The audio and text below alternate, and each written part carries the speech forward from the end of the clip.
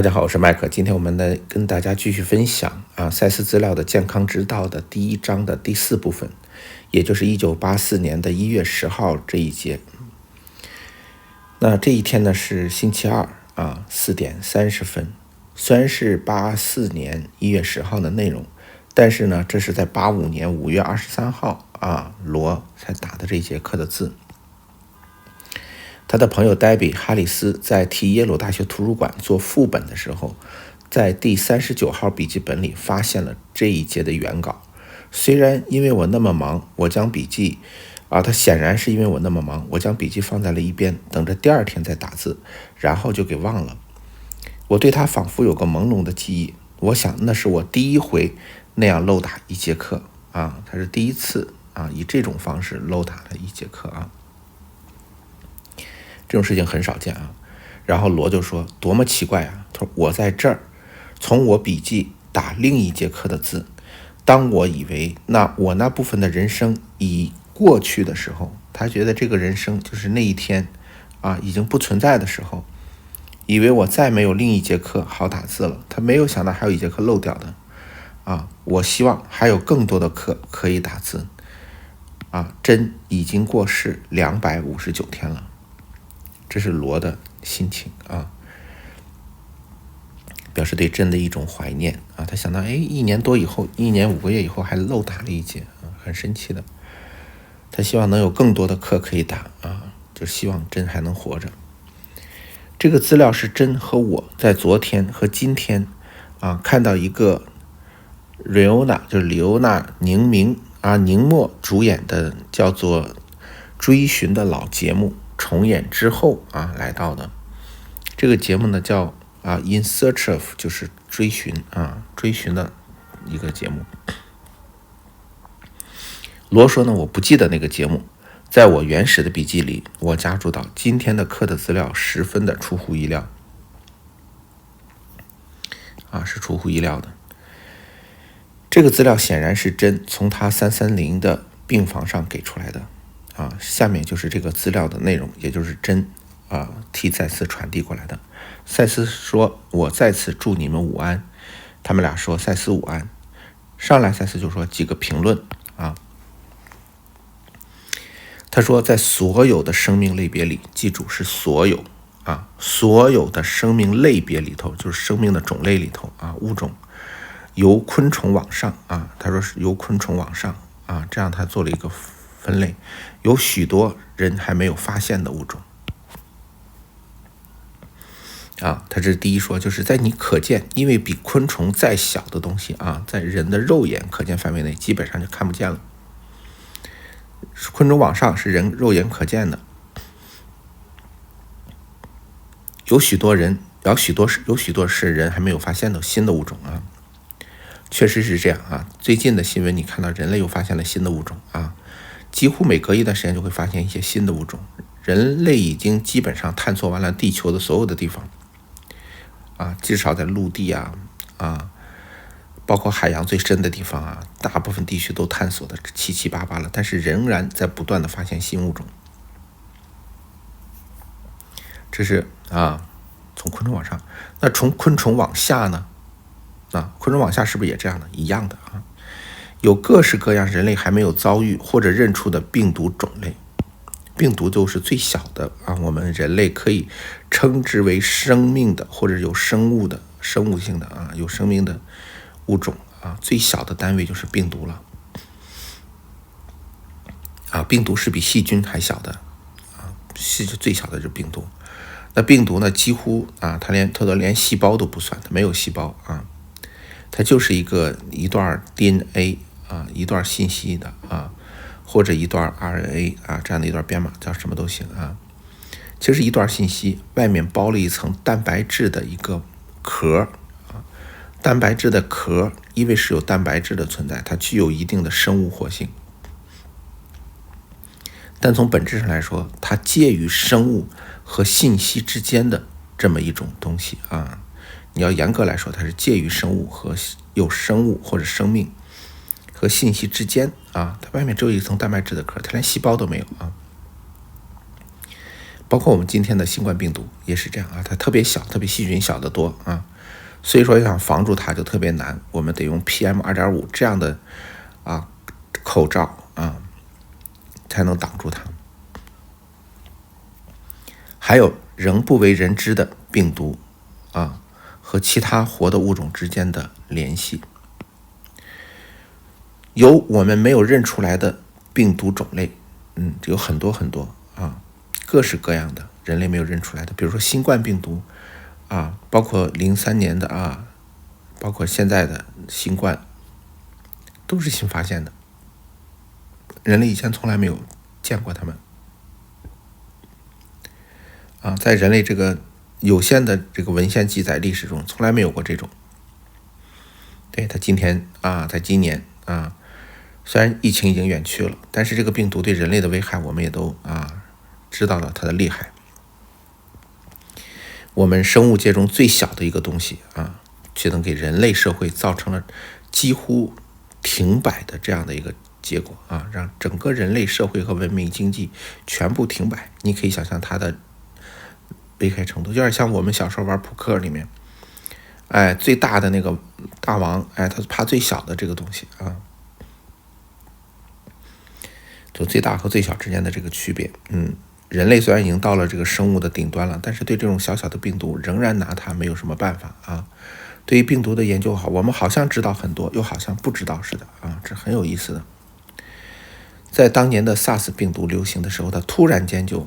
几个月以后突然就消失了，我们人类到现在不知道为什么这次新冠从迹象上来看，好像也是，虽然还没有彻底消失但从我们的生活当中好像已经离我们远去了再也见不到这种我们周围的人朋友也好，看不到这些新的感染新冠病毒的人了虽然还有但是已经越来越少了。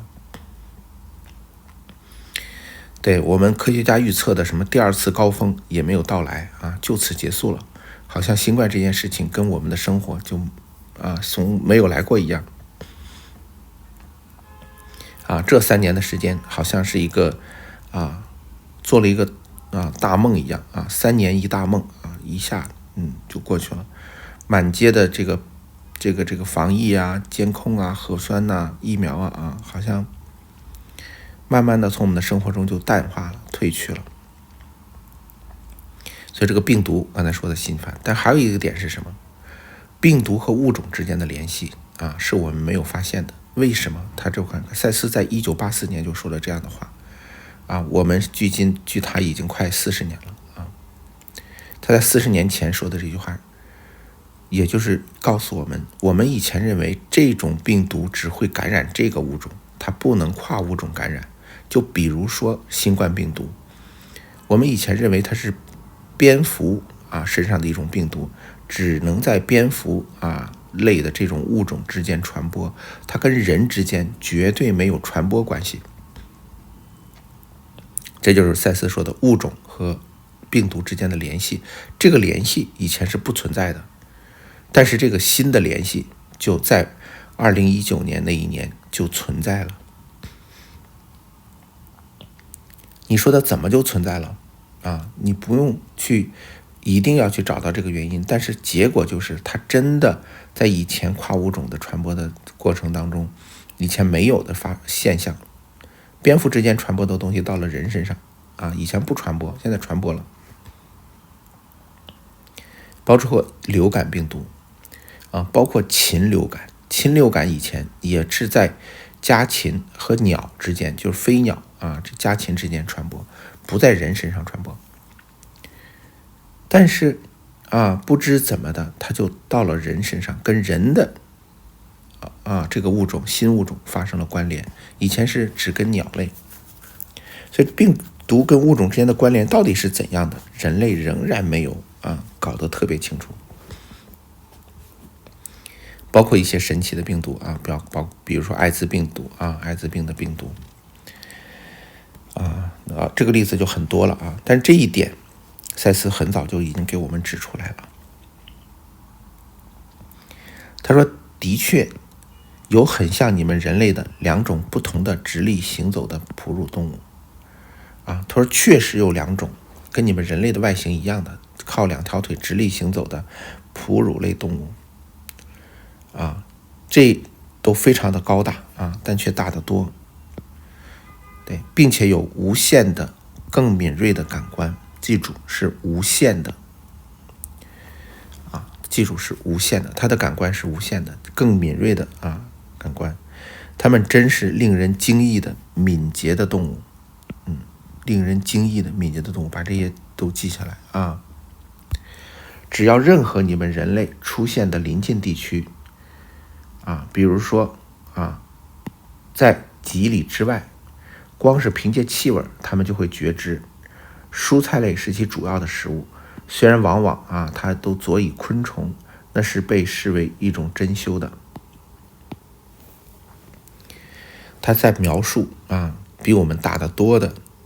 直立行走的类似于类人类的这样的一个哺乳动物。我们现代人一般管这种叫雪人雪人确实如他描述的是这样的一种生活习性，极其的敏感人类到现在没有基本上只见过一些很少有人的碰巧见到一些踪迹。科学家组织了很多次的雪人探索和探险，我们可以发现他们的一些脚印一些东西根据脚印推断，知道他们的身材非常高大大概3-4米4-5米这样的高大的身形。对，但是他们基本上我们是人类看不见他的，他们是真实存在的这个雪人是否存在这个问题不用再怀疑。早在1890几年的时候这个西方的科学家就组织过曾经的科考队在喜马拉雅山脉附近在印度和喜马拉雅山脉附近，那时候还在那个区域还没有特别多的人活动，到现在也没有特别多的人活动他们曾经亲眼见过雪人的这个存在。对，但是他们曾经想去拜访雪人没有成行。当时是有一些修行的大师跟他们一同前往，他们自己是无法找到这些雪人的这个地方的。这些大师们跟雪人之间，他们是有心电感应和交流的，他们之间互相有这个联系成为人类和这雪人之间的一种桥梁。因为这些这个灵修大师他们具有一些超能力的我们认为超自然的能力。然后他们也见识到了这些雪人的生存然后当时这些科学家提出来，能不能让他们去拜访雪人生活的这个部落，或者是他们的这个聚集地当时这些雪人是拒绝。虽然是有这些大师们从中担保和美言也不可以。他们对人类是非常非常的敬而远之，非常有意思。所以说我们至今人类很难察觉到，当你距离它有几公里的时候，它就已经看到你的存在了它就有异常的敏捷。刚才讲了异常的敏捷就行动能力特别敏捷，还几乎是无限的感官能力。所以说你基本上是无法得到他们的抓到他们的。对，这是存在的基本上是存在在雪域高原有雪的地方，甚至在平原也有，东北的那个深山老林里面也有它们存在。在东北有很多原始森林那原始森林里头也有它们的存在。为什么管他们叫雪人呢？是因为他们身上有白色的毛发就是看起来像雪一样。就他们来说，他们发明出许多精巧的昆虫陷阱因而可以捕捉上百的昆虫它一次可以逮到上百只昆虫。既然昆虫是如此之小特别小，所以需要许多昆虫因为你想想，它比我们人类还大很多大概2-3个人这么高的尺度。你想想，我们人类吃昆虫都很难吃饱但是他们就需要吃很多昆虫。所以说他们设计了很多精巧的陷阱。这些陷阱通常是得建筑在树上，在树干里面因为这样的一种方式，以至于树胶本身被用来捕捉昆虫。他们用树胶和树干做成了精美的精巧的陷阱啊。陷阱看起来仿佛是树本身的一部分，以便保护这些陷阱。他们非常的聪明啊，巧妙。这些生物的确是有记忆的，但是他们的记忆啊极迅速的运作啊，一种几乎是瞬间的推论啊。赛斯在讲他们的思维，在讲他们的大脑运作啊，他们的这个智慧啊，他们有记忆，但是他们的记忆是迅速运作，几乎是瞬间的推论啊，一种直觉的，类似于我们的直觉，但它不是直觉，它是推论。但这个推论不需要时间，我们人类推论需要时间的啊，不论是你证明一道数学题，还是你推论的一个结果，都需要时间，它不需要时间，瞬间得到啊。当感官资料啊被证析时啊，被证明和解释啊，被证实啊，证明和解释的时候，便一同到来啊，就是它的外在感官啊或者内在感官获得的这些资料，比如我们看到的、听到的、闻到的啊，心电感应到的，就这些信息一来，他们一解释它啊，一解释这些信息的时候，他就立刻啊得出这个信息所对应的那个推论。比如说我们人类呢啊闻到了这个野兽的这个粪便，看到野兽的粪便啊，就知道野兽在附近啊，再通过粪便的新鲜程度啊，周围的足迹来判断野兽是不是经过大概的距离。如果我们能听到远处野兽的声音啊，吼叫声，这是声音加刚才的这个对野兽的痕迹的判断，再加上如果你还闻到野兽的气味，这些你大概就能推断出野兽的方位、距离啊、种类是什么。这是都需要一个时间的，而这些雪人他不需要时间啊，他这些信息一来，他瞬间就知道结果是什么啊，就知道有一个人距离他多远啊，在哪里，什么方位啊，意图是什么，他都能感觉到啊。这是他的能力啊，他不需要一个推论的时间，也就是说几乎立刻或者同时他就收到或诠释。什么意思？就是他收到信息的同时啊，收到感官传给他信息的同时，他就收到了感官信息所推理出来的或者推论出来的那个结论了啊，这是他的跟我们不一样的地方啊。一直到你们所以认为早已过了生育年龄之后，他们才会生育后代啊，就是他们生育的时间年龄比我们晚，不然的话啊，过程是一样的如果不是因为他生的晚的话，他跟我们的生育过程也是一样的啊，但是他生育比我们要晚，所以说他的意思就是不太一样啊。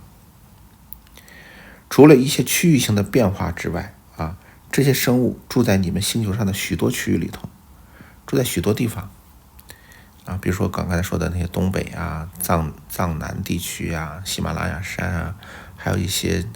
南美洲啊、安第斯山脉啊，还有等等啊，几乎人迹罕至的地方都能见到他们的踪迹啊。尽管他们的总共人口很少，记住啊，也许一起算起来也有几千个人，也就只有几千个啊。赛斯给了我们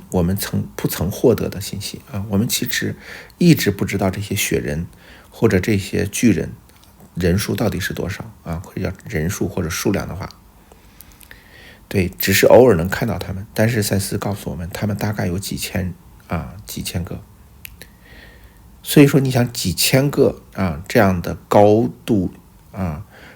有跟我们人类不一样的感官系统和对信息的理解和感官信息处理的这种敏锐瞬间理解的程度，你人类是无法发现他们的。他生活在几千个，又生活在不同的区域，那一个区域可能只有几十个或者几个所以说你几乎很难见到他们。他们很少大批的聚居啊，他们不大批聚居，就少数的，却是真的有家庭以及部落式的组织。记住，他们是有家庭和部落的，但是他们很少聚集的特别多，在任何一个区域最多只有12个成年人只有12个成年的巨人或者雪人当儿女数量增加的时候，团体便再次的分裂数量增加以后他们就分裂了，因为他们很明白数目大的话他们就容易被发现。这就是他们的一个智慧之所在。只要超过12个成年的雪人，他们就分成新的团队新的分支。这个同时也是因为他们可以让自己的这个防止他们过度的这个近亲的繁衍分开了所以是很有意思所以说你人类怎么能找到在一大片原始森林里，你怎么能发现这12个身上也是白色的有白色的毛发的在雪地里头基本上看不到他们。但是我们还是发现了一些他们的蛛丝马迹如果想感兴趣的话，可以在网上搜索有关雪人或者巨人的这一关有关的资料，可以看到一些相关的证据和一些科学的资料他们全都会用这种或者那种工具他们会用工具并且的确与动物密切的和睦相处他们本身跟动物相处的很好，比我们人类要相处的好举例来说，他们和动物之间没有竞争关系不像我们人类跟动物是竞争的。我们人到的地方基本上就被砍伐一空了。如果你不知道的话，你可以看一些相关的纪录片，就像南美洲以前是枝繁叶茂，整个南美洲的森林覆盖率非常高。对，但是随着现在人类文明的发展和这个农业化的这个进度，整个南美洲的森林砍伐速度非常的可怕。大概现在直到现在也是以每秒钟消失5个足球场这么大的面积的森林面积的速度，到现在为止还是以这个速度在砍伐着南美洲唯一保护的最好的一片这个森林就是亚马逊雨林了这个区域还没有被破坏，其他的地方以前的森林都变成了农田了人类变成农田。而且他们基本上是没有攻击性的，这些雪人虽然他们被逼入死角的时候，或者他们的孩子受到攻击的时候，他们可能具有极端危险性，这一点记住。他们不会主动攻击人，他也没有攻击性，但是并不意味着他没有反击性。他没有攻击性，他可有反击性。当你把他们逼到死角或者危害到他们孩子的危险的时候，他们会爆发出让人可怕的这种危险性对，这个过往的记载中也有类似的零星的记载他们的如果真的受到了威胁，他们的威胁攻击性非常强的，本身是没有任何攻击性的在冬季非常冷的气候里，他们变得十分的迟钝，体温开始下降，正如冬眠动物的特性一样，只不过他们的体温对每日的变化比较敏感，因此在某些冬日他们很能搜寻食物，同时在另一方面也可能甚至一次冬眠几周之久。对，它跟我们不太一样的地方，他们生活在一种类似于半冬眠不冬眠的状态一到冬天的反应就迟钝，所以说呢他们几乎就减少活动量。有的时候呢冬天他们就可以出来获得一些食物或者什么东西，有时候就连着睡几周，所以说你更难见到他们相对来说在天气暖和的时候，他们的活动反而频繁一些他们对大自然以及自然现象有深刻的了解，语言并没有多大的发展，记住语言没有什么发展，但他们对大自然的理解比我们深，因为他们的感官平常配备的是如此纯粹和敏捷他们的感官能力如此之强，它跨越了语言。我们人类呢，是因为这些各个感官之间没有那么强，所以说需要语言作为辅助以至于其本身几乎变成了一种语言。记住，它的感官系统几乎变成了一种语言。什么意思？我举个例子，我为了帮大家理解，举个例子，比如说，如果你的视线足够好，比如说离着几米或者几十米或者几百米，举例子我说你的视力如果足够好，像他们这样的敏感，你能观察到另外一个人的表情或者眼神的那种微弱的这种变化的话，在有的时候你俩可以通过眼神交流。但是我们人类通过眼神交流只能在非常近的距离，几乎是面对面的距离才可以。超出这个距离，人们的眼神交流的能力就在减弱，因为我们的视觉这个感官系统没有那么强。假设你的视觉能力提高100倍，想象一下你的视觉能力提升100倍，那这个时候你只观察对方的细微的表情面部表情和他的眼神的变化，你就能读懂他想表达的那个意思了。而这时候有些语言就是没有必要的了我用这个来告诉你为什么感官可以替代语言你这样就好理解它而不需要任何的铺陈的细节我们人类都要铺陈很多话里头有用的话没几个字都是一些没用的话中间只夹杂了一些很少的有用的信息那些感官，他说的他们的感官拥有自己的变化就我刚才说了，感官是有变化，就是眼神的变化声音的变化身体的那个气味的变化是包括心脏的跳动的变化血液循环的变化，体温的变化等等，这些变化本身就像语言一样，它携带着很多信息在里面的，所以他们就不需要我们人类这些现代的语言因此他们没有任何像现在或者那时这样的字眼，他不需要人类说特意辅助这是现在，那是过去，那是未来，那是当下那些生物能十分正确的知道附近有多少活的生物，非常正确就知道他们在那儿有多久，就那些活着的生物在那儿有多久了。而他们对时间的体验是以这样一种方式追随着季节，以至于他们对世界形成了一个无语的相当正确的一个画面，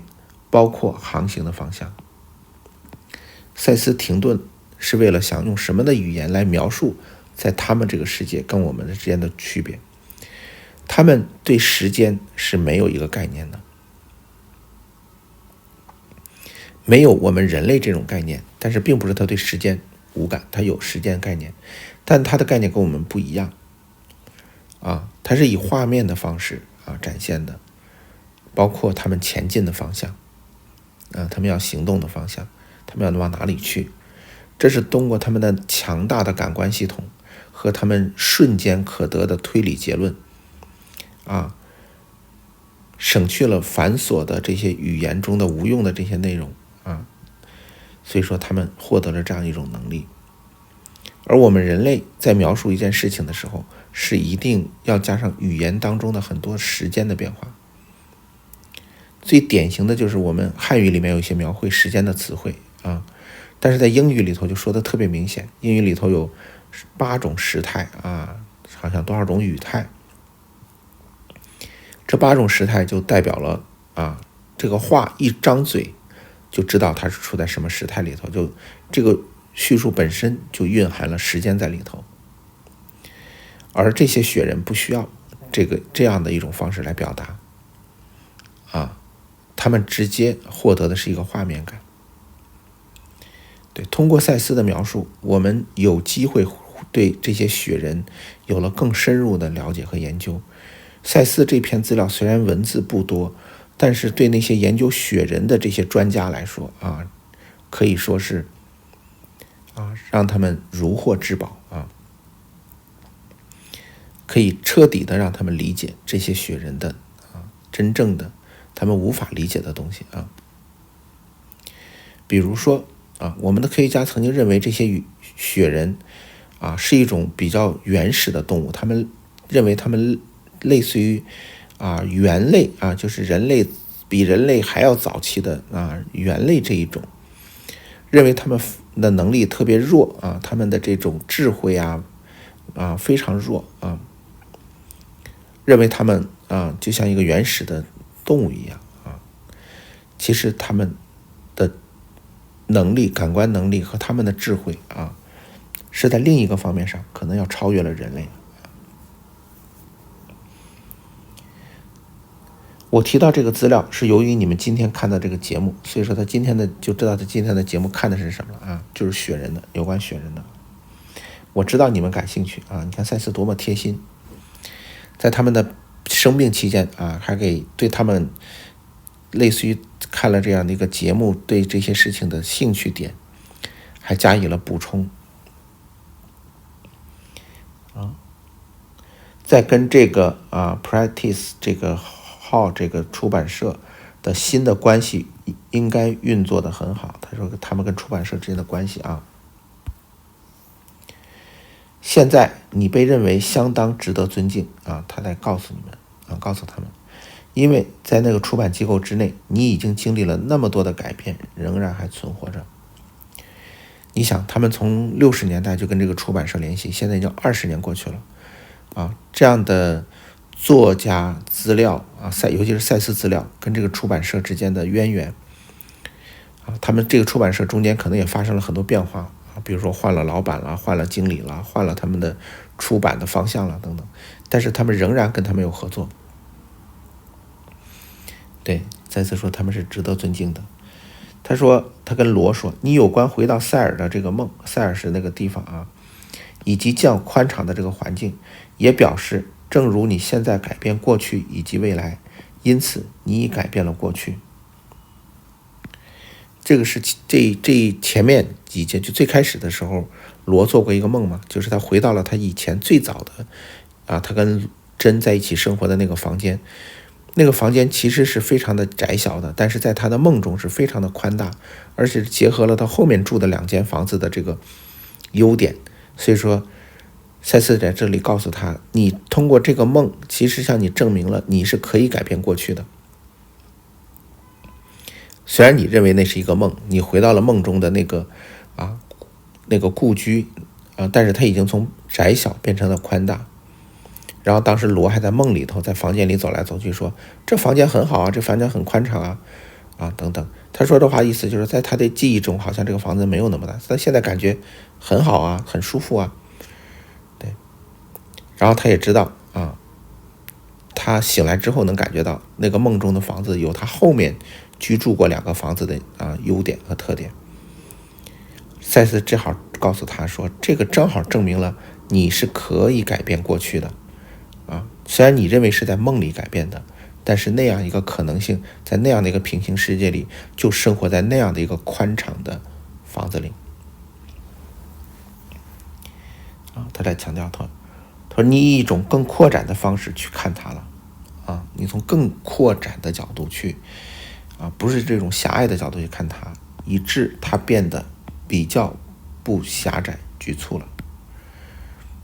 他说因为你的观点改变了，你的信念改变了，你的认知改变了，你看待这个房子的感受也会改变也会改变了。然后以某种说法，从那新的过去、新的现在和未来浮现出一个令人着迷的现象，应该是非凡的现象。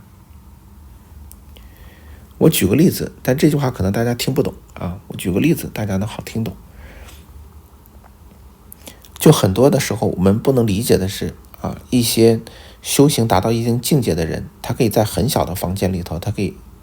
住得很舒服很多人说，哎呀，这个条件怎么这么艰苦，怎么这么局促？比如说，我们举一个大家都知道的蔡志忠的例子。蔡志忠是一个画家，他到了晚年，现在还在杭州的一个地方生活。这时候，杭州政府呢，为了对他加以褒奖给了他一个很大的房间让他居住我记得大概是200-300平米的一个大的房间一个非常好的一个房间但是他也推脱不掉，他说我不需要这么大，但是没有用。然后呢，虽然他接受了这个大的房间，但是他居住的平常他用的只有一个很小的卧室，大概只有10几平米。对，他基本上就在这个卧室里，他也不出来那些其他的房间他也不用很多人不能理解很多人都想要大的房间，要很宽敞的地方，觉得这样很好。对，这是很正常的一般人的这样的思维和逻辑。而像蔡志忠这样的，他进到这样的一种境界和状态的时候，就再次说的，他有新的过去、新的现在和未来都浮现出来。为什么呢？他有一种更扩展的方式去看待它，就是他当下你的认知改变了你的现在、过去和未来都会改变。所以这个房子对蔡志忠来说并不窄小因为他的认知他看待这个房间的空间的感觉跟你是不一样的。换句话说，他生活在另外一个更大的空间里头，而不是这个物质的窄小的这个空间的格局里头就能限制住他的。而我们一般的人为什么就喜欢很大的房间、很大的格局、很宽广的东西？因为他没有这些能力，他不能用更扩展的角度来看待，所以说他就需要外在的环境给他一种更宽广、更扩展的视觉的感受、空间上的感受，他才能获得的这是一个很有就是我把赛斯这个意思给你大概做一个解读，他想说的是这个意思而且它是一种非凡的现象就一旦你进入这种状态和境界你对环境和这些东西的认知感知跟以前就完全不同了最后他就还是那句套话，我们就不再说了他说我也许回来，也许就不会回来但我就在附近，可以随时被你们找到这一节赛斯的内容就结束了他说赛斯非常感谢你，感谢他提供给他这些非常珍贵的信息他说我该告诉你当我替珍点了烟以后，珍说当那节目一演完，我立刻知道他将提到雪人但我以为可能只是短短几句话真有直觉知道赛斯会给他说到雪人的话题，但是真认为可能就说2句就算了。我没想到他是讲那么多关于雪人，我则没有任何预期。那个电视节目是在3点结束的他们4点多上的课。真也说他看见或者记得那个昆虫陷阱看起来像什么样子。对，这是赛斯资料传递的时候，其实是赛斯通过意念的感知系统，让真借助赛斯来看到这些雪人设计的这些精巧的陷阱但是他很难描述，但是他无法画出来画不出来。他说他并不想误导我，但是昆虫被陷在那个陷阱里的样子令他想到了蜘蛛网。但是他说你不要认为它是个蜘蛛网，他怕他认为它是个蜘蛛网，我不想误导你。但是他说那个感觉他们陷到陷阱里的感觉就有点像蜘蛛网，但是它不是蜘蛛网到底是什么真说我画不出来所以说你想想，真是一个画家不能是一个专业的画家，跟一般人要比绘画能力要高很多。他自己也在作画嘛，罗也在教他画画，他自己有一定的天赋。你想想，他一个业余的画家，他都画不出来这样的东西，所以说这个东西一定非常的精巧，精巧到一个画家都很难，即便看见他也画不出来他的地步了很多人不能理解，说我们人类能看见的东西都能画出来，不是的啊。但是你没有看到过更精巧、更复杂的东西啊。等你看到和见到了再说啊。你当然这个世界里很多东西你当然看见了就能画出来，但是并不意味着所有的啊你看见和感受到的都能画出来。你说你这不是胡扯吗？那怎么会？你感受和经历过的东西怎么能画不出来？我举一个典型的例子，你就画不出来。每个人都经历过爱情，每个人对爱情都有比其他更深的感悟和体会，甚至非常的具体啊。爱对每个人来说都是具体的啊，真切的感受。那我想跟你说，你能把爱情画出来吗？你把爱画出来让我看一下。对，你能感受，你能体验，你也知道爱的样子啊，你也知道什么是爱，什么是不爱，但是让你把爱画出来，你画不出来啊。我举这个例子并不是很恰当啊，我只让你明白，有些东西你看到了或者感受到了，或者你在经历当中你都无法描述或者把它画出来的。所以说不要对我们人类的很多能力过于的夸大啊，我们的能力是很受限制的啊。到了5点钟啊，他说别担心啊，我并不会继续上课了。但如赛斯说过的，你总是回去。他说罗啊，由现在你明白，你的焦点改变过去啊。他说回去不是，这是要回到过去啊。说你总是回到过去啊。我知道他接下来要讲什么啊。我说欢迎他继续上课。他说我必须请真重复他说的话，因为隔壁房间的俄国病人卡琳娜在走廊里大声喊叫，1个下午都没停，相当令人分神。他还没停，在课结束后，拿着餐盘来的女孩没有关门，而卡琳娜听来更大声了。在1984年的1月10日、11日，第二天的补充，我们想更多的由现在改变过去啊。我们想更多的由现在改变过去。今天真和我对赛斯要说的是什么有点意见不同，就是赛斯说过从现在可以改变过去，但是他对赛斯说的由现在改变过去，他俩的观点还不一致啊。他自己认为，他加了个括号，真似乎认为当他10来岁的时候，与达伦神父在那个旅馆房间里的时候，那个神父绕着床追真的实际插曲已经被改变了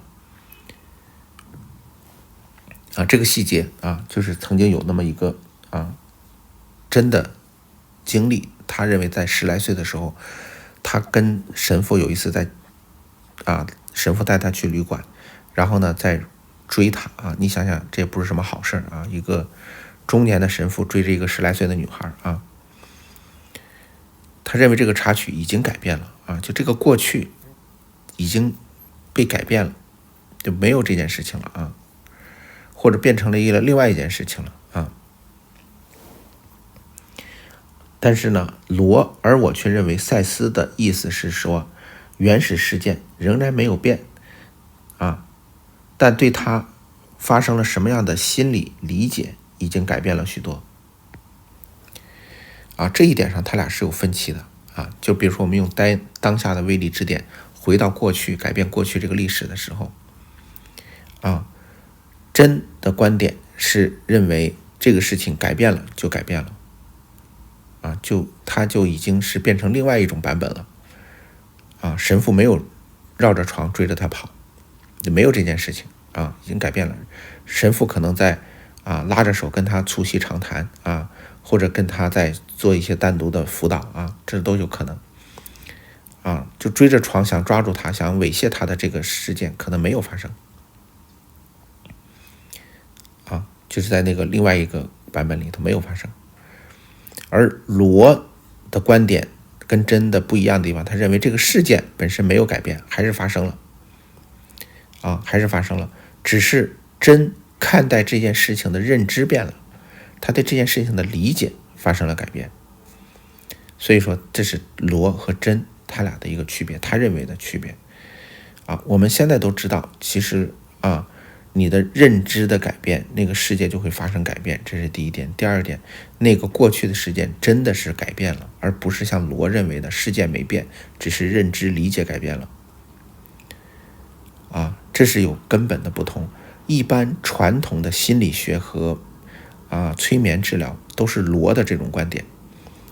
认为那个事件还在，事情还在，只是我们的对它的理解和认知不同了，所以那个事件对我们的伤害也不一样了，可能会减少或者变成不是伤害了。而我们都知道，通过赛斯的观点，赛斯真正想表达的不是这样，是那个事情真的就改变了，那个版本真的就变了。这是两个，所以说你看到这里，你就能明白，罗对赛斯资料的理解是在1984年的时候，仍然还是有很大的局限性他很难突破对这种所谓的客观事实甚至历史还能从现在改变这件事情，他是持怀疑态度的他的理解是这个理解因为赛斯前面说了这样一段话，他就会产生这样的一个误解，他觉得赛斯的话是在佐证他的观点赛斯前面说的话这样是什么？就这段话就是我现在用笔指出来的东西，对，就这块，就是你以一种更扩展的方式去看它了，以至于它变得较不狭窄而局促。以某种说法，从那个新的过去、新的现在和未来浮现出一个令人着迷的现象，应该是非凡的现象。他从最后这句话里头，他认为赛斯说的是因为你以扩展的方式去看它他认为事情没变，只是你的看法变了。他认为赛斯说的话是证明他说的话是对的其实不是这个意思这个真的理解是对的就真的理解是对的赛斯的理解这就是针对赛斯的理解是赛斯的本意罗呢是对这句话有了一个误解他是有一种误解误解在哪儿呢？他误解就是赛斯反复强调的，这是一个主观的世界。换句话说，你不认为你的想法的改变，你的认知的改变，它就能带来你外在环境的改变。罗还是有一种说外在环境是客观事实它是不会改变的，你只能改变你的认知你的认知改变了，你的想法改变了，它对你的影响改变了就行了。但事实还是事实，在罗的脑海里头始终有一个事实始终是事实的概念。他没有理解赛斯后面说的说法，以某种说法，赛斯经常不知道怎么讲的，就是以某个角度来说，从那个新的过去，记住所谓新的过去是不是意味着过去已经改变了？赛斯这句话说的是如此的清楚和明白，不是你对过去的看法不是你对过去有一个新的看法，而赛斯说的是从那个新的过去，明白了吗？过去都是新的了，已经变成新的过去了。所以说每个人的理解很有意思，他是以自己的认知去理解的。赛斯不论说的多明白，罗只会按照自己的理解去理解因为他无法承认一个三维世界的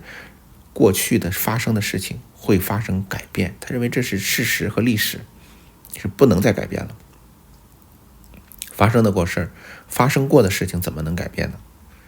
你说未来改变我可以理解，你过去怎么改变，这他不能接受的，跨越不了这个认知的限制的。所以说赛斯即便这么说，他也不能接受他看到的是前面那段以一种更扩展的方式看他，以至于变得不局促不狭窄。其实他仍然局促仍然狭窄，这是罗的理解这是罗的理解。而赛斯这里面他经常说得很清楚，但是你不能接受，你就还是从你的角度认知他说新的过去就是什么呀？完全不同了嘛，确实改变了就房间确实宽敞了确实宽敞了。新的现在新的现在还有未来，那就不用说叫新的未来了，那未来那肯定是都是新的啊。浮现出一个令人着迷的现象，应该是非凡的现象。什么叫着迷和非凡的现象？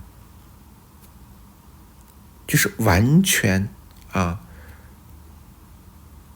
符合你心意的，完全超脱你在三维世界能想象的，完全不以常理出牌的现象，才叫非凡的着迷的现象。他的意思，当你改变过去的时候，当你去调整这些你所谓的现实的时候，随着你主观认知的改变，他们就会改变，就会变成另外一种版本的过去、现在和未来。他这个话是说，新的过去、新的现在和未来，就这句话的意思说得很直白，就是你已经切换到另外一种可能性的人生的剧本当中去了。就是他这个意思是这个意思你的一个认知的改变就能让你切换到不同的人生的剧本当中。就是我在前几章前言里头跟大家画过人生的轨迹曲线或者等等不同的认知。我当时给大家说了，关于人生有6种不同的境界认知，在这里头你能理解罗的认知境界还停留在很初级的阶段他连平行世界可以切换，他都不是能够完全理解。可是你不要忘了，这时候赛斯已经传递过未知的实相这个包括梦魇幻觉价值完成了所以说你知道，即便记录赛斯资料的罗他对一些问题的认知也有一定的局限性但是罗是一个非常诚实的人，他有问题他就写出来他从来不避讳这件事情。好了，关于这个问题我们就已经说的很多，他此处是有一个差别的就我所知，真并没有在他的记忆里创造一个那个事件的存在甚至从未发生的事项它是有区别的对，他说就他理解，在真的跟真的交流中，真没有去创造一个说那个事件不存在的事项甚至从没有发生的过程。他认为真没有去创造这个，所以他认为在真的世界里头，那个就是神父追着真绕着床跑这件事情仍然是存在的，只是真看待他的观点变了所以说这是罗的认知刚才已经说过了，是有它的局限性的，不是的在11月11日星期三的短课里头，赛斯并没有提到这一点，而我也忘了去问他就他们想问赛斯到底他们俩谁的理解是对的但是他们忘了问，所以说赛斯也就没有去跟他做任何的回答好了，这一小节的内容暂时就到此结束了。我们看下一节的内容1984年1月11日星期三下午4点32分。然后这时候呢，他上一节我们知道是1985年5月份1年零5个月之后他才补的，所以当时呢，在第二天他没有打昨天的这个内容，就是雪人他起了个名字叫萨斯科奇人他没有打字因为他必须要铲穴道上的积雪，可能他就忘了。所以这个资料就是上一节的资料是1年零5个月之后传递过来的，而他在按照没有忘记的这个时间线里头他记得他没有打那个字他知道有这么件事有4寸厚的积雪，4寸大概10厘米对，10厘米左右因为雪下了快1整天，我不想今天外头一团糟。昨晚真托卡拉打来电话给我，他说黛比哈里斯也去看他了黛比的确是一个真朋友经常去看他。昨天课的内容主要讲的是萨斯科奇人的现象，就是雪人，我猜是被追寻那个节目挑起来的，而我很可能哪天早上抽些写梦进化与价值完成的时间来做完它把这个雪人的这个资料补充完它。其实他后来就一放就给忘记了。现在那个有点复杂，因为每天早晨我以有写梦进化与价值完成的时间抽时间去搞1983年的税了啊，他在报税。但是我们会做到的啊。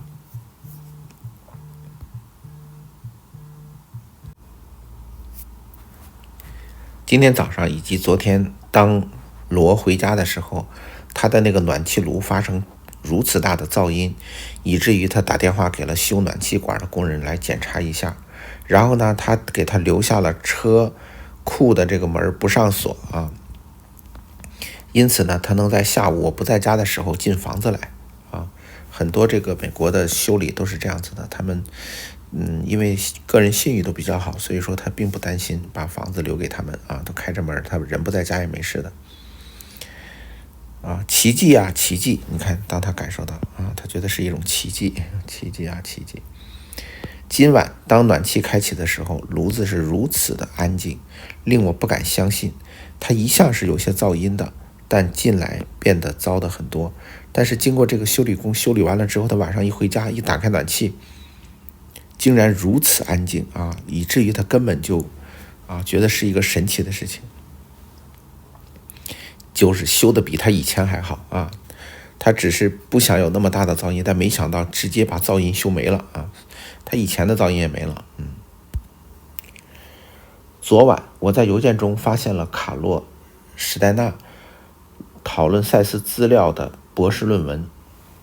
啊，这是他的博士论文，那是他在11月答应给我的啊。这个人根据赛斯资料写了一个博士论文。我们知道1年前他为他的哲学博士学位写这篇论文啊，他写的一个博学哲士学位啊，要做这个论文，这相当有趣儿。但如我告诉真的，他令我想起从头开始来提出对赛斯资料的解释是多么重大的一项任务。让他回忆起来从最开始他们提出对赛斯资料做解释是多么重要的一项任务。就是他们想把赛斯资料做一个解释，更详细的解读，就像我今天这样的解读。但是他发现这个工作量非常巨大以至于这是一个在美国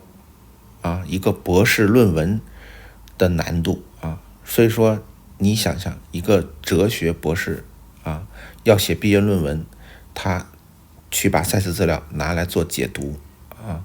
所以说诸位在学习赛斯资料的时候，不要觉得这些东西很难懂或者听起来怎么样对开玩笑的说，你已经达到了这个博士生的这个水准了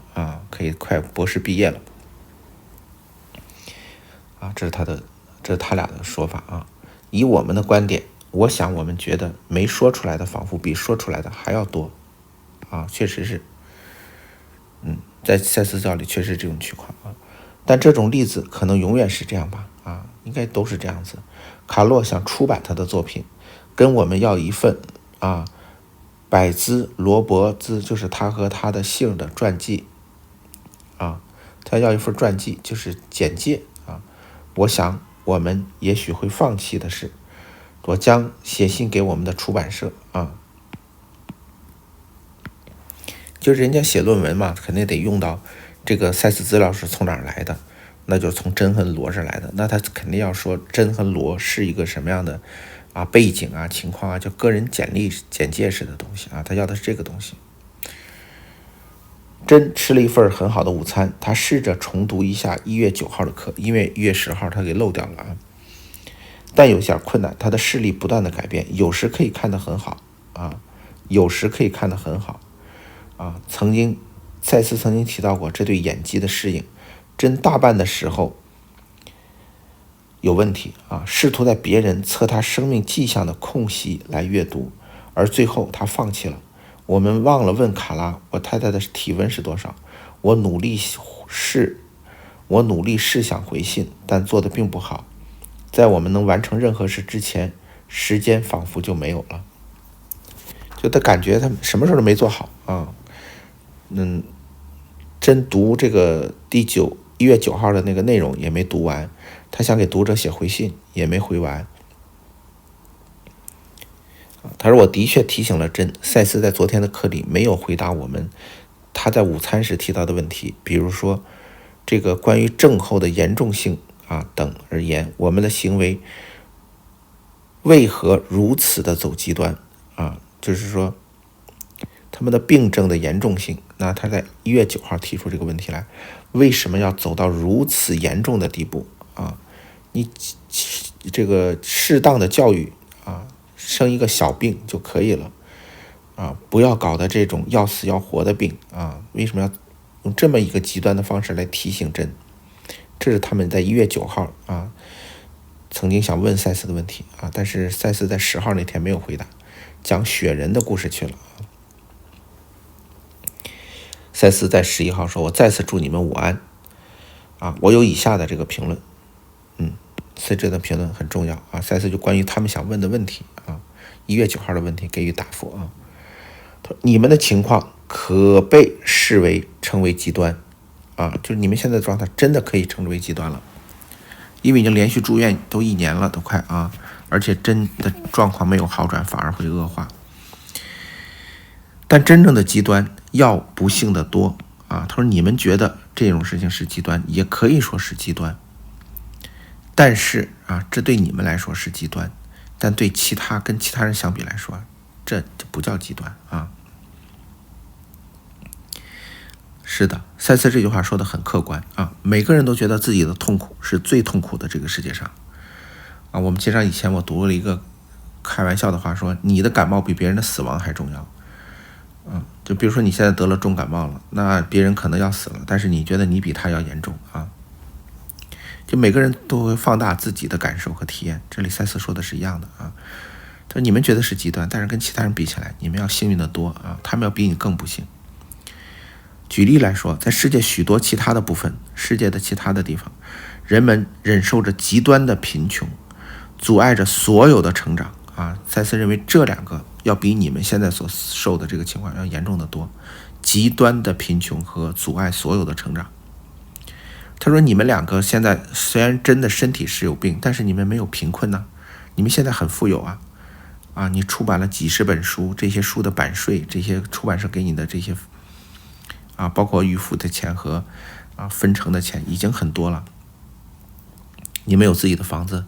啊，你们生活在美国，你们衣食无忧，关键是你们还在成长啊，你们的精神也好，心灵也好啊，物质也好，都在增长过程当中啊。可是你不知道这个世界上还有其他的一些人，其他的一些地区，他们完全阻碍了他们的成长啊，贫穷，极端的贫穷啊，阻碍他所有的成长，不论是精神上的还是身体上的。他的言外之意就是说，你们俩至少在身体上虽然受到了限制，但是你精神上很丰盛啊，并且导致早死的那种贫穷。就有些贫穷是让人很早就夭折的，比如说非洲很多儿童很早就因为贫穷失去了生命啊，或是极端的疾病。虽然真的病已经很重啊，但是他除了身体不能动以外，他其他没有太多的限制。那有人的病那是从早疼到晚啊，一天24小时不停歇的，几乎什么也干不了啊，或者有的病就比真的病要严重的多啊。在其中，儿童出生在没有生活所需的所有功能之下啊，他的生活环境都不适合一个婴儿生长，所以也会早早的早死。或是另一种极端，当整个家族遭逢那种模式的悲剧，因而全部成员同时死亡啊。有的家族全体死亡，什么样同样的模式也是贫穷啊。有些地方啊，一家因为贫穷全部死亡啊，没有一个活下来。他说这个极端跟你们俩认为的极端比起来啊，那你们也可以叫极端，相对于你来说啊，但是其他人要比你们不幸的多啊。赛斯说，当然这种例子是有原因的，我只不过想要你们知道，许多非常严重的极端都存在着，相形之下会使你们的生活看似非常好似的。他说还有比你们更惨的，你们看起来其实已经挺好的了啊。赛斯这句话很有意思啊。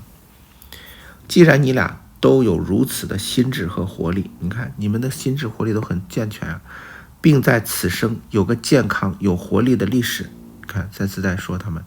那个历史便能为鲁伯所利用。如果他指的是鲁伯举例来说，忆起自己在画廊台阶上跑上跑下的时候，他的身和心两者都必须认识那些动作的有效性，以便不会有相反的资料去阻挡他们。那赛斯这段话的意思是什么意思呢？他想说的是告诉真和罗，首先你们在精神上是很丰盛的精神上。第二个呢，就是在身体上你们也曾经是充满活力的真也曾经生产活力，而有一些比你们不幸的人是从来没有过的。他在很小的时候就夭折了，甚至在他很小的时候的身体就没有过这种活力，他一直病恹恹的，他都吃不饱，他怎么去上下有活力的活动，在台阶上跑来跑去呢？对那样的人来说，他的生命从来都没有过活力他从来都没有吃饱过，从他在婴儿时期就没有吃饱过。赛斯说，对那样的人才叫真正的不幸才叫真正的极端，你们这不叫。换句话说，赛斯说，如果这个鲁伯能够通过回忆他在身体健康的时候，就是在画廊做兼职工作的时候，画廊嘛，空间挺大，面积挺大，楼上楼下，他说鲁伯能够通过回忆他在画廊这个工作时期身体非常健康，也就是他在20-30岁的时候，30出头的时候，鲁伯可以跑上跑下。他说你单单通过自己回忆自己在那个有活力体力充沛的前提下的这样的一个回忆本身，就对你现在的身体有非常大的帮助和作用而不是你用完全相反的资料。什么资料？就是我觉得我动不了，我觉得身体受限制等等。他说你用这个对你的信念施加影响就不好了。你正确的应该是回忆自己当年健步如飞，在画廊里头窜来窜去的这样子，它对你的身体反而是有好处的，因为你有过那个经历，你有过那个身体感受，你有过那个体验。而真正的那些极端的情况，比你不幸的人是连这个体验都从来没有过，你让他回忆他都回忆不出来，那才叫极端，那才叫不幸赛斯的话就是这个意思他说你们虽然有，但是你们比别人好很多是的赛斯说的是事实，但是对于真和罗，他们可能，尤其是对真来说，他并不这么认为的他在脑海里面练习看到他自己的精力充沛的扫清548公寓，就是当年他在住在548公寓的时候真是要做家务的他说我们曾经住在西华特街的公寓，就58号，或者在你们后来买的这个坡居里头我们现在住的这个房间里头，也能被视为极有利的利用。就这个，在这两个地方你都精力充沛，还能打扫房间，还能收拾家里，还能做家务。他说真，你应该多回忆这些事情才对你有帮助。他就说完这一点他就走了他就离开了4点半的时候，真觉得好了一些。我告诉他，赛斯并没有谈及我们关于昨天上课资料的话题，就是关于雪人的话题，有关从现在改变过去他并没有评论卡洛谈赛斯资料的这个博士论文等等。当然，我把它拿给真看了，但他还是没能读懂它这个博士写了一个根据赛斯资料写了一个博士论文，真居然没有看懂，很有意思在1月9号的小组里头，我说我仍然觉得有些东西将真拉住了让他不能动弹，使他不觉得有自由去行走。虽然我们已经有了这么大的进步已经很进步了。赛斯在昨天10号的课里并没有提及此点，而现在我问真，他对那个问题有没有任何的洞见？我连自己对不对都没有把握他连我对自己这件事情做的对还是不对都没有把握了这是他的点，因为他不知道什么东西拉住了真，他也不知道怎么来帮助真这是他的痛苦的地方。罗看到真知道他的身体是因为他的信念受到了这样的一个局限，但是他不知道从哪里下手来帮助真，这是他痛苦的地方当真说他想将问题想一遍而有些东西要告诉我时，我正在收拾我的东西准备离开。结果他说，由于他的右腿断了而觉得无法自由行走路罗说真，你有什么东西拉住了你让你的身体不能恢复，不能自由行动然后这时候真想了想说，他说我觉得是因为我觉得右腿断了，走不了了。然后他透露说，他越来越担心，为什么他的右腿看起来比左腿短那么多？他说他的心里话他偷偷的观察，他的右腿比左腿短了很多断了以后短了很多。纵使他真的把右腿都伸直了，也仿佛不可能用它来走路似的，因为它是短了一截，它不一般长了所以说他就觉得这右腿短了，怎么走路以后？我们聊了一会儿，我恐怕这对话并没有令他觉得舒服肯定不舒服。我已知道了一阵子，关于右腿为什么看来要短些，是存在着一个问题的。但是罗说，我们不该那样去想，我们应该有信心，身体知道他在做什么，并会以不论所需要的何种方式弄好那条腿。当然，真也同意了，但我能看出他是相当难过的。真的意思是我腿都短了，腿断了以后就变短了，那我怎么可能以后走路呢？罗说，你不要管它，你的身体会知道怎么再把它变长的。但是呢，真并不这么认为，他认为腿变短是个事实，而且是无法改变的事实。腿断了又变短，以后这个腿就不能再走路了这是真的一个信念。我说他也许必须获得一个医学上的医的，他非要向医学上有一个告诉他的腿可以长长。但我觉得如果他明天要给那个腿照 X 光片，就是从医学上照看他是不是短了，他会说不的他会说不照的。我非常想看到那个腿开始放松，至少伸直到一个程度罗认为是他那条腿不够放松，才导致腿变短的，肌肉紧张蜷缩在一起但是真不认为，真认为他腿就是变短了。我极为担心他将右腿如此缩起来，而抵住他的小腹所涉及的压力他认为他把腿直接收回去了缩回去了如我说过的我仍不真的明白身体会如何这么做，他不太明白身体为什么弄成这样。纵使骨头由于长期的压力而变弱了以改变他以他改进了的胃口和态度，到现在那个危险期至少该有所减轻了，没有更多的骨头再裂了。他说真现在的胃口非常好，吃的也非常好，按理说他的身体都应该恢复了他的骨头不会再继续裂了骨头太脆了在不断的裂对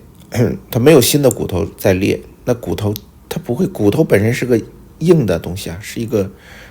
它肌肉可以萎缩，但是骨头不会萎缩的。他的意思就是骨头不会缩短的，他的意思让真去照个 X 光，告诉真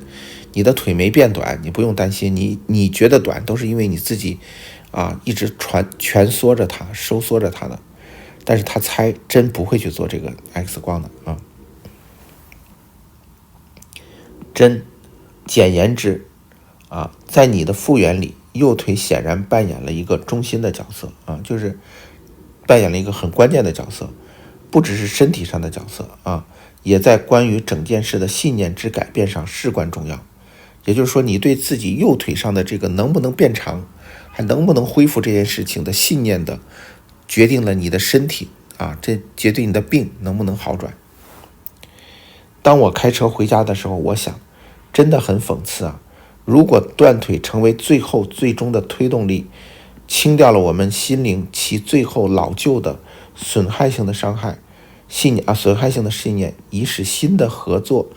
成终于能够发生，身体能治愈他自己就是罗在开车回家的时候，他在思考这样的一个问题：如果他这个腿真的能够完全复原，真的最后能够出院回家完全治好自己，他说这个也许是最后一个打破我们对三维世界这种传统的坚固的牢固的这种信念的一个非常有力的措施机会。让我们真正相信我们的身体是可以疗愈它自己的，即便腿都短成这种程度，即便腿都萎缩了、缩短了它还能够像正常人一样恢复正常健康，还能再长长、再恢复这个是那个罗他一直想告诉自己的他也许这个才能让我们真正打破我们以前的怀疑，就身体能自己治疗自己。所以关于这件事情，你可以知道他跟真还不是100%的确信，他对这件事情仍然是将信将疑，身体是否能够100%的治愈自己。我也知道在读我们赛斯资料，在听我们课的里头，有一部分的读者他也是将信将疑的，他不是100%相信这件事情，我能理解但是我在以前的课里头也讲过，这件事情如果你不能100%相信，它的效果就不好。哪怕你有1%的怀疑你说我99%信，那它应该发挥99%的效率，不是。如果你有1%的不信任，它的效果就等于0在很多时候。因为那个1%的不信任只是你的意识层面上的不信任，它后面有99%的对这件事情的不信任是在你的潜意识里的，也就是在你的潜意识里头，你是99%不信任身体能够自己治愈自己的。在潜意识里99%人都这么认为的，身体不能治愈自己。但是你读了赛斯资料，你学习东西，你在表意识里头，在表层意识，你的思想里头，你认为你承认，你接受身体可以治愈自己。但是你的表意识占99%相信这件事情1%是不相信，而真正你潜意识里头就正好反过来，99%是不相信，1%才相信。而真正发挥作用的是你的潜意识这是关键。所以说这是重点今天真在10点10分又打来电话，每天他们10点钟通过电话，在他快打好这一节的时候电话来了，他仍然不觉得好了很多。真说他仍然觉得并没有觉得好很多我试着给他也给自己打气。对，这就是我们看到了他们之间的就是这一节的这个内容。好了，我们接着再看下一节，是1984年1月12号星期四下午4点20分这一节今天非常冷，中午只有12度，我在银行停了一下，将蓝十字以及我们医院的老账单买了一张支票和一张汇票，他要付保险费要付保险费，支票和汇票。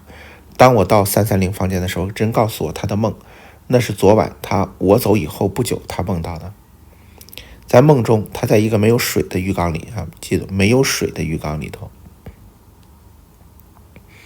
他跟他看不见的妈妈在说话。接下来有一个他完全无法忆起的非常性感的插曲你看到他想不起来细节，但他知道非常性感。所谓非常性感就是跟性有关系的就是类似于跟春梦那样的感觉似的然后他站在了一个房间里，将头发放下来，他认为这意味着当他继续学习的时候，象征性的放下了他的头发来这是他对梦的解读。今天早上真又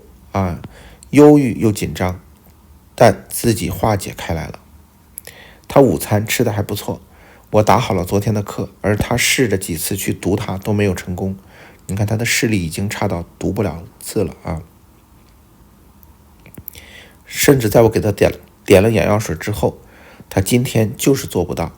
最后我把那节课读给他听在3点33分结束。后来当我们在谈话的时候，真同意照了照镜子真同意照镜子了，也就意味着他之前不同意照镜子我在330房间准备了镜子已经好几个月了，也就是好几个月真都不照镜子。通过这个细节，你现在学了赛斯资料这么久，你大概能明白真的病根的其中很多原因了。他不敢照镜子，就是他不能接纳他自己。一个不能接纳自己的人是很难真正的在灵性上有所成长的。就单单这一条，我们说要爱自己，爱自己的第一条叫接纳自己，不论自己处在一个什么样子的，哪怕你觉得自己很丑觉得自己病得很严重，你觉得自己的面目可憎，这时候能不能接受自己才是关键。你不能说只接受一个美好的自己，年轻的自己，漂亮的自己绽放的自己，不能接受一个生病的自己，抑郁的自己，贫穷的自己一蹶不振的自己。那如果你是这样的一种观点，那你这第一步没走出来，你后面就很难。你说等我好了我再接受自己，正好相反，你只有先接受了现在的这个不好的自己，你才能变好。所以说你通过这个细节知道真不接受自己最初他很害怕，但结果不错他好好的面对了自己。你看罗也知道这个重点，罗就准备了镜子给他，但是他不用嘛，他就是不照，只是他的喉头屏息了一会儿喉头屏息了一会儿，就是真对自己现在的样子接受起来还有一个过程，虽然最终他接受了。我俩同意的重点是在于，照镜子意味着少了一项得处理的重要麻烦，他隐蔽自己的部分少了许多他们知道共同点就是他不再隐藏，不再躲藏，不再逃避，开始面对自己了。他们还给针涂上了口红，以他细致的皮肤和缺乏大多数同龄人都会有的皱纹，就是他皱纹其实很少就真的皱纹其实很少，他看起来非常好。他已经54岁了，我告诉他，他看来出奇的好皮肤皱纹很少，皮肤很细致他的头发看来也不错，卷曲而活泼。我说如果他染过，如果他一向做的就像他一向做的，看起来会更好真还爱染头发跟他的老样子几乎就一样了罗在肯定他。我也建议他每天至少短短的照照镜子，很快的便完全没有什么难的了。他也许甚至会期待看见自己继续的变好和进步呢。就照镜子在镜子中肯定自己，接受自己，是一个比较好的方法和治疗方法很多人也是这样。我们在教师内训的第1节课里头我就希望大家在洗澡或者洗完澡之后不论是男性还是女性都照照镜子，然后接受自己认可自己，接纳自己这个身体，而不是总是幻想着期待着一个你想象中的苗条健美这个曲线玲珑，或者是有6块腹肌的自己你才能接受，而对现在的自己完全不能接受。你的这种不接受其实阻碍你个人的发展的。其实是真又试着读了那节课，但很快便放弃了，还是读不了。我说到，如果他今天上课，我希望会谈谈昨天晚上离开之前我们谈到的是他的右腿以及相关的挑战。我也想要赛斯评论我为昨天的课所写的最后那一段他说我认为我们在那儿有一个好的点子真也同意了。我带来了一支眉笔他也要我带来一支眉笔。你看他不仅要口红还要眉笔了真开始打扮自己了也将在往好的方向在扭转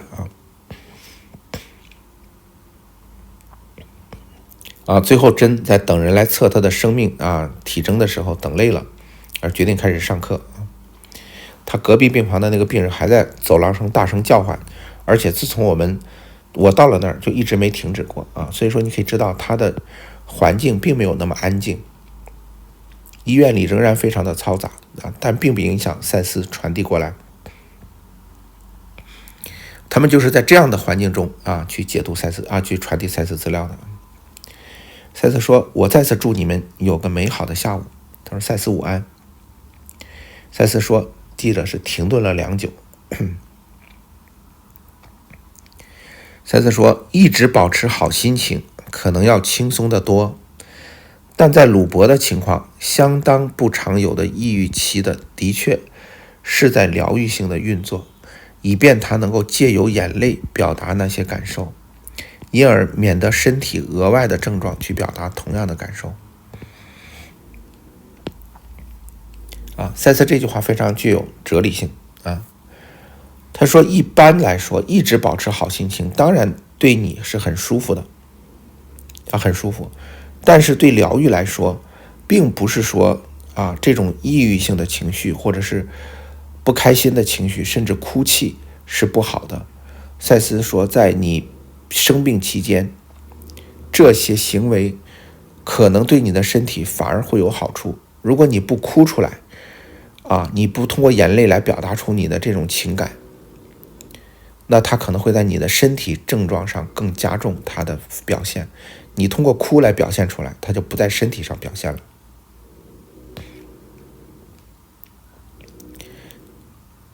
所以说我们对一些病人来说，对一些我们需要照顾的病人来说，你不要说你不要哭你一定要笑乐观积极他该哭的时候就让他哭该伤心落泪的时候让他伤心落泪，对他的身体恢复也是有好处的。这时候有人来打断他们了，有人从门口问是不是谁在这儿结果不在。赛斯接着说，换言之，有相当的孤绝感受之一的一些残字就是他们有些就是他说的是真孤绝感受就是孤独感、被抛弃感，一个人的孤独感，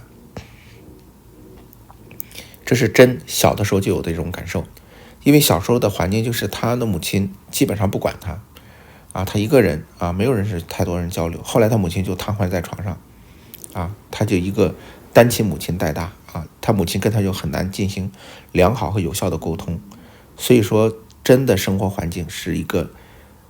从小来说是孤绝的他说这些孤绝的感受的残渣可以借着这种表达发现出来，故而解放了身体去做进一步的改进身体就可以改进了。他如赛斯称呼真的时候，他经常因为他叫鲁伯所以叫他举例来说，一定的速度在进步，而由于怀疑和恐惧遭遇到一些阻碍。他说真其实一直在进步，鲁伯一直在进步，但是他一直怀疑他恐惧，这两个点让他阻碍了他的进步。因为阻碍了进步，他就会更怀疑和更恐惧，他就会更加重，他进入一个恶性循环当中去。其实他是在进步，但是他想有恐惧嘛，他们想将来肯定不会很好，他也怀疑身体真的会变好吗？对，所以随后这些被释放借由眼泪和一个被承认的忧郁期表达出来了，那么系统便再次进化了，而清出更多的进步的道路来他说他形容的是真在昨天晚上和今天早上他的这个情绪不佳抑郁的状态赛斯说是有好处的。他说在过去身体本身受到了压抑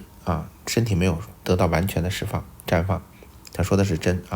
非常重要的一点，它是以低档在运作或者低档或者叫低频，而现在显然不是如此了。当然每一次抑郁期忧郁期要更短一些才好，系统更快的进化，而新的进步也以一种更快的速度显示出来。赛斯说虽然这种抑郁或者忧郁期对身体的进化是有好处的，但是应该短一点，不要太长这样的话新的进步才能更快的表现看出来。在4点10分停顿了良久，他说现在这至少是至少是旧怀疑和恐惧的一种自然的抛除。他说这旧的恐惧和旧的怀疑自然的抛除却以这样的一种方式，以至于他们被认出来然后放下了。我们在现实生活中也是这样子，很多参加了我们的课程内容的人，很多学习了我们资料的这些小伙伴，他在已经开始往好的方向转变的过程当中，他仍然会时不时的一种莫名的悲伤，会流泪，会伤心会痛苦，他也不知道为什么所以我经常跟大家说，不用担心不用管它，让它自然的流淌释放就行了。这里头赛斯其实告诉你一个原因就是它是一个旧有的怀疑和恐惧的一个释放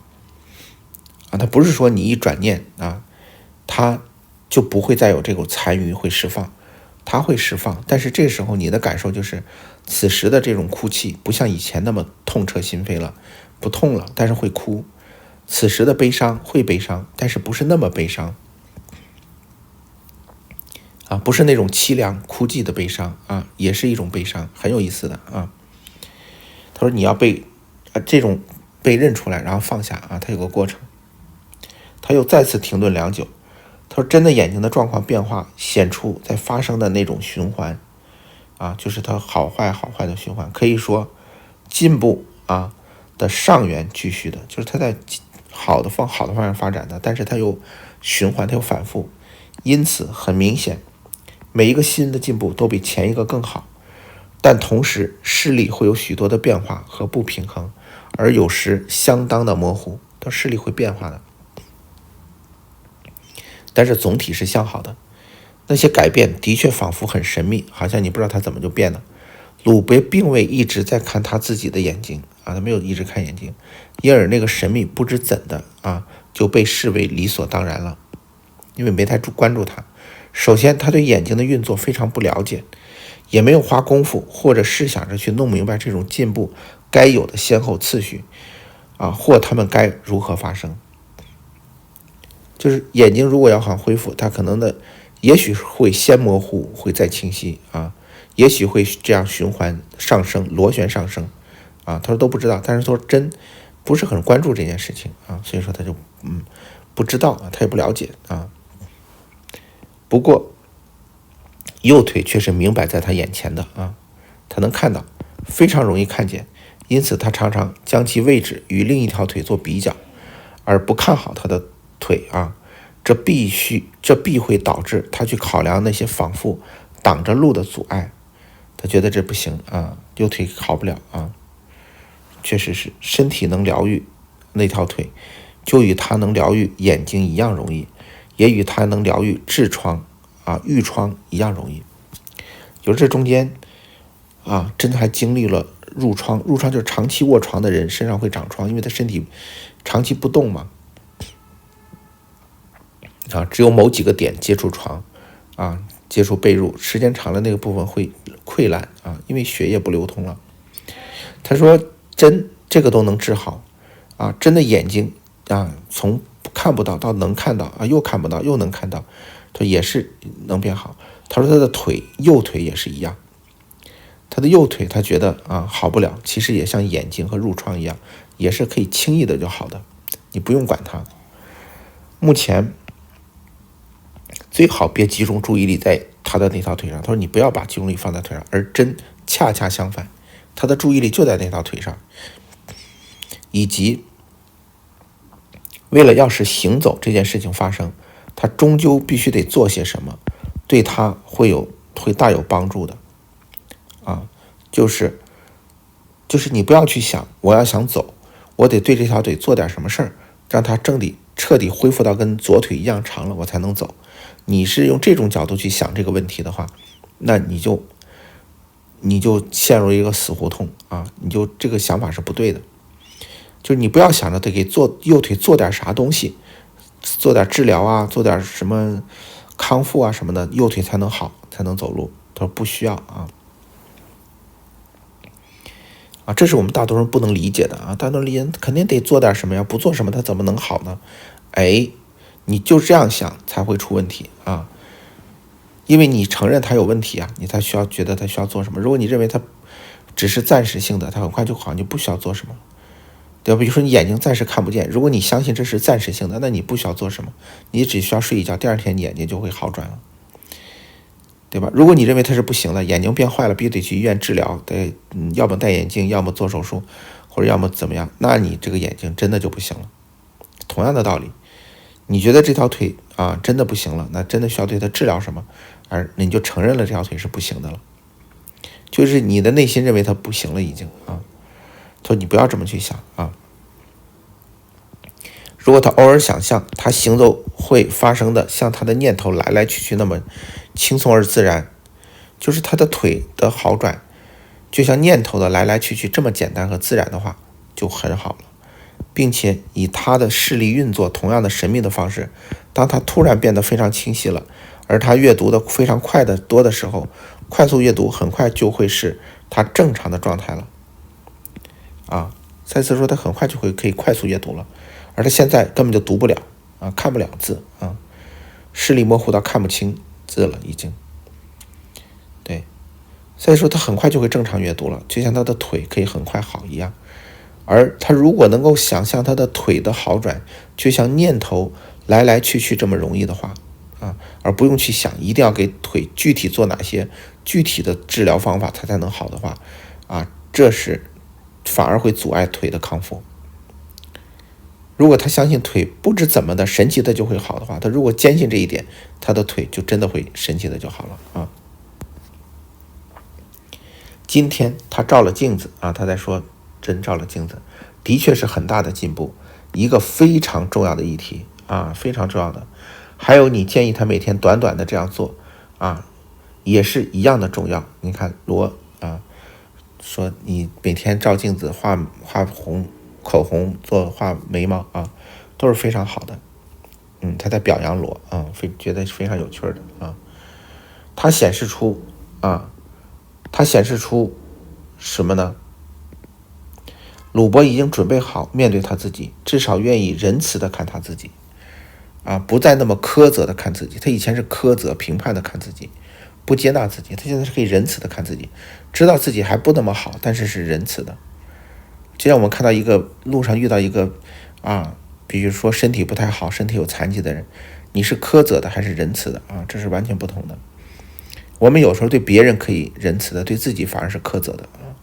对那些身体有残疾的人反而是仁慈，对自己的身体的残疾反而不能接受啊。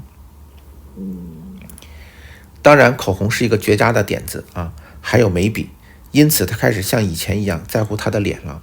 听来或许显得很奇怪，但脸上的表情正确的反映出内在的自我形象啊，这一点很关键。你脸上的表情就是你内在自我形象的一个表达。很多参加了我们海南21天心灵美容术的小伙伴都在变美变年轻甚至有的在逆生长我前2天在北京线下活动的时候见到了北京的这个爱家见到了爱家的时候，爱家真的是在逆生长，整个的小脸像起来就像一个小女孩，像个高中生一样的神态举止表情，这个所有人都是有目共睹的参加过那天有10几个人在场，12、3个人，所有人都看到了，只要以前认识爱家的人都非常的惊奇他在逆生长。对，这就是很神奇的事情他的整个脸庞脸上的表情就反映出他内在的感受。所以我们为什么在很多练习时候让大家想这些美好的事情，让大家嘴角上扬，让大家去微笑，让大家喜悦，让大家开心，因为那个就是你内心真实的写照。就很简单，你看到我们每一个学员都绽放的活出他自己，那种绽放的脸上的表情和洋溢的状态，就是他内心真实的表达大家一定要记住对，是他真实的内在形象即使当他并不想微笑的时候，一个笑容也会建立起他的自我形象，并影响整个身体状况。这一点是非常非常关键的大家一定记住就是你不想笑的时候，你也去微笑。你说我苦宝宝心中苦，宝宝笑不出来那你要去笑就是这个被动的或者是好像外在的强制的这种微笑，也会对你内在产生积极的影响，它是相互影响的。内在的喜悦也会反映在你的脸上，脸上的喜悦也会被动的或者是反向的映射到你的内心。当你的内心不足以时时绽放喜悦的时候，那就从外在的去脸上的表情来影响你的内在，这是非常关键的一点。所以说在西方有一个治疗方法，就是大笑疗法有一种学科就是研究笑对人的健康的疗愈作用和康复作用，确实是有用的在有些医院是只有这样的一个科的就叫大笑疗法。鲁伯已经被治愈过与断腿一样复杂的情况，他说鲁伯以前有比这个还严重的情况，他都治好了自己，这个断腿不算啥他在告诉鲁伯不用担心他下面就说套话，他离开了他说赛斯谢谢你他说我能问一个问题吗赛斯说可以。他说你对我们昨天的讨论关于由现在的改变过去有什么要说的吗？我觉得赛斯一定会同意真对他说话的版本，而非我的版本。你看他知道赛斯会同意真的版本，而不是罗自己的版本4点25分看赛斯怎么来解读他们俩关于这问题的争执赛斯说那个非常难解释就是我这么一说，你那么一理解是可以的。如果你非要较真儿那个事情到底是发生了、改变了、平行时空了，还是说我的信念改变了，那件事儿并没有改变，说你非要较真儿，这俩到底哪个是对？赛斯说我很难给你解释不是说一个这个对那个错的问题，因为这里头涉及非常复杂的东西，因为那个也是一个表象的结果，它底层还有更深层的逻辑和更深层的内在运作的机制，也就是说它又超越了它们俩意义的存在，就它底层是另外一件事情，但是表现出来是你问的这两种到底哪个对对吧？你问这 A 和 B 哪个更是对的呀？赛斯说在 A 和 B 之下可能还有一个德尔塔，这个德尔塔是不分 A 和 B 的。站在德尔塔的角度来说 A 和 B 无所谓，都是两个表现而已，就像物质既表示出它的粒子性，也表示出它的能量的波动性一样的。所以说你问的这个问题，站在你的角度来说你想要一个答案，但是站在赛斯角度来说我很难给你回答，也很难给你解释很多人不能理解，说这有什么难解释的，这有什么难回答的，真的很难解释。为什么？如果你相信信念创造实相，或者你的信念创造你的实相这句话，这也是赛斯理论的核心，你就知道为什么难解释了因为每个人的信念不同，他所创造的实相不同，所创造出来的逻辑也不同，他运作的机制也不同，这是一个完全主观的世界，你非让赛斯给出一个客观的答案来，这个本身就已经就是你这个问这个问题本身就是已经在挑战赛斯的这个理论的底层的逻辑了赛斯认为这是一个主观的世界，你非要看赛斯给你个客观答案所以说有很多人问的问题都是这样子，但是在我们跟大家回答的时候我们尽量不绕的意思就是我们会给你一个相对来说你想知道的答案或者客观的答案，对，这样会让你觉得可以进一步往下学习。如果什么答案我们都抛开了二元对立，给你一个比较接近或者相对接近于更深一步或者更进一步接近真理的答案的话，你会觉得我这个答案说和没说是一样的，因为它绕来绕去左面说说右面说说正面说说反面说说所以说你要明白，并不是我给你一个答案或者我们给你一个答案并不意味着它就是最终的真实的答案，但是在当下这个问答的这个环节中，我们基于方便说的时候只能那样去说才能让这个交流，让这个信息流，或者让这个互动，让这个交流的这个过程继续下去否则的话就会停滞在这里打转转。我们听赛斯怎么来解读他们俩的这个对一个问题的不同的看法。塞斯说非常难解释，因为实际上发生的事，有时与仿佛发生的事情是如此的直接相反。塞斯说有时候真正发生的和你仿佛发生的是反着的，是完全相反的。你不只就改变或扩大你关于过去的想法和信念，你还替自己，有时也替别人改变了过去事件的本身。塞斯把这两个观点都说了他说你不只是改变扩大了你关于过去的想法和信念，这一点他肯定了罗的想法，就是你对这件事情的认知改变了扩展了、扩大了、提升了格局高了视角变广了这是，但是不仅，而你还替自己，你替自己也替别人改变了那件事件的本身，他在肯定真的说法。换句话说，你的信念的改变，你对过去看法的改变，这个改变就已经改变了过去那件事了。他俩是不矛盾的，而罗认为事儿没变，只是你的看法变了真认为那件事情随着我的信念改变就发生改变了所以说这里头塞斯其实就像罗所预知的一样，他会肯定真的说法如果你记住，不管表面看来如何，所有事件基本上都是主观的这里头塞斯又回到了他的核心，就是塞斯这个人或者这个意识他是非常清醒的，因为他不会被别人所左右，他绕来绕去他又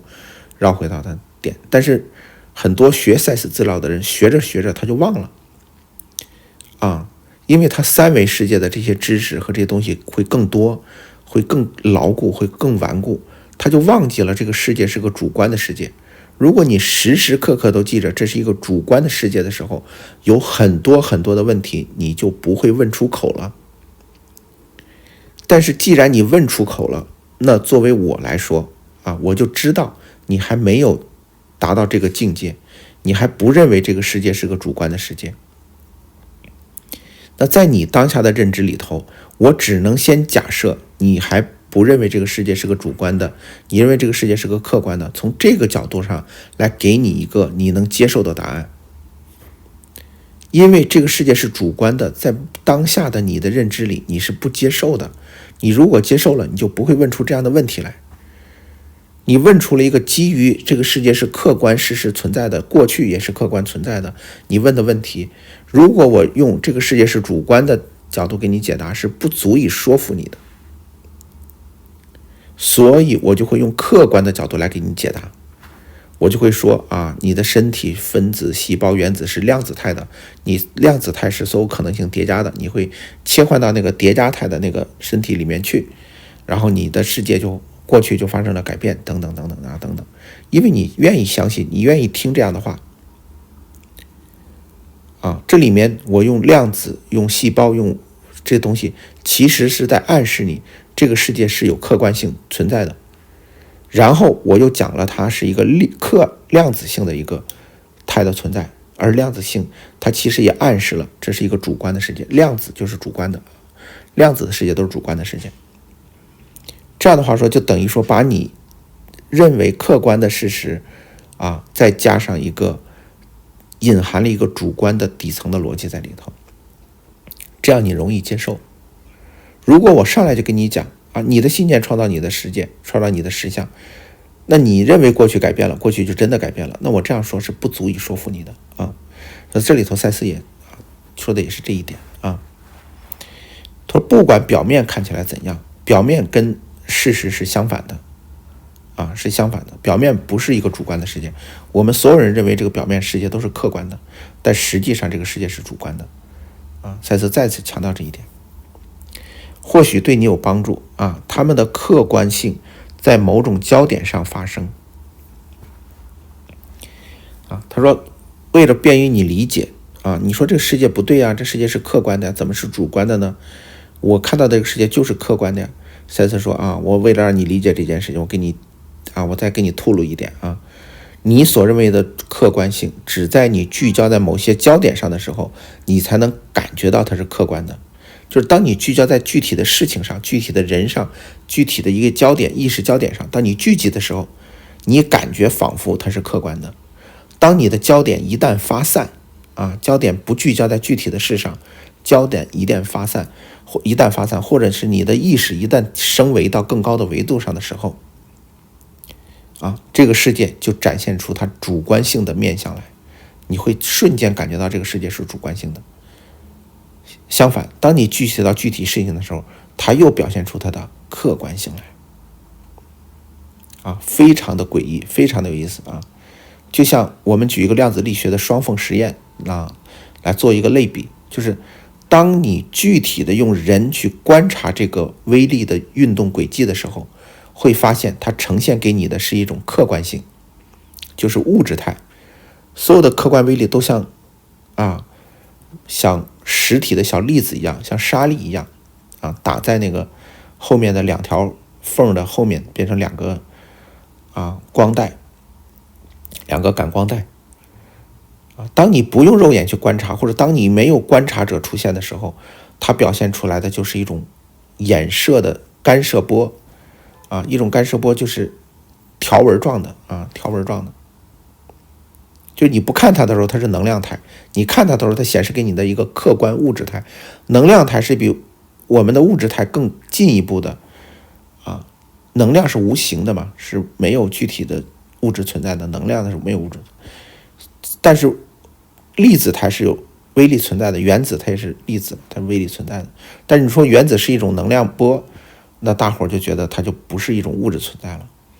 那原子到底是物质存在的还是能量波？它既是能量波，它又是物质存在。当你观察它的时候，它就是一个物质存在；当你不观察它的时候，它就是个能量存在。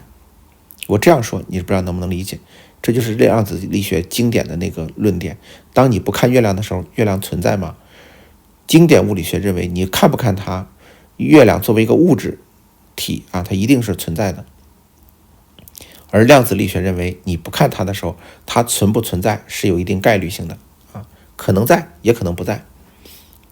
这是一种概率波这就是一个这个传统物理和量子物理之间的本质的区别。而我们现在证明量子力学确实是正确的，科学实验也好，反复验证也好都证明了。所以说量子力学是正确的，又意味着这个世界就是个主观的世界是从科学论证。如果你给我讲科学，那我们就讨论科学。科学已经证明了这个世界是个主观的世界所以说这里头蔡司就是说为什么它有客观性呢？是因为你把焦点聚集在某件事情上了。这是护士打断的过程，我们就不讲了这个就会影响我们的理解他说，我们看上一句话当它显示出客观性的时候，是因为我们聚焦在某些焦点上的时候，而当焦点改变了，事件也随之改变看赛斯的观点，焦点改变了，事件就改变了。但是在你聚焦在这个焦点上的时候，它是客观性。但是当你聚焦在这个，就是当你的认知，当你的信念认知在这个里头，就是你的信念和认知就是你的信念的焦点，意识的焦点。你的意识焦点聚焦在这的时候，它就会产生与之对应的这个实相就是与之对应的事件就是发生了。当你的焦点改变了，就是你的认知改变了，你认为这个事件不是这样的，这个事件是那样子的，而那个事件也就随之改变了。就是在这个你的焦点或者你的观点或者你的想法和事件之间，他们俩之间是客观性的，展现出一种所谓的客观性。